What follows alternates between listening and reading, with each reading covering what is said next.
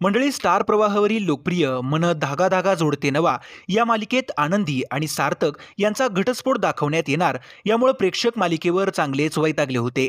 पण त्यातच स्टार प्रवाहानं ही मालिका 6 वर्ष पुढे गेल्याचा प्रोमो प्रसारित केला आणि या प्रोमोत आनंदीऐवजी सुखदा या नवीन पात्राची मालिकेत एंट्री झाल्याचं दाखवलं.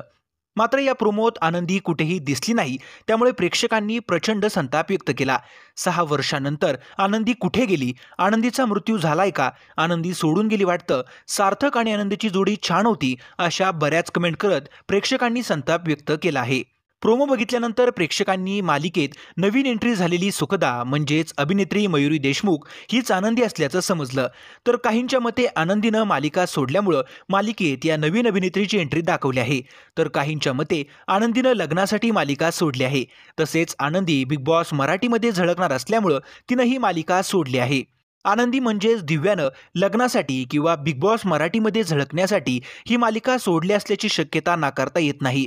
पण आनंदाची बातमी म्हणजे जर यातील एकही कारण खरं असेल तर काही महिन्यानंतर पुन्हा एकदा आनंदी आपल्याला या मालिकेत पाहायला मिळेल, हे मात्र नक्की.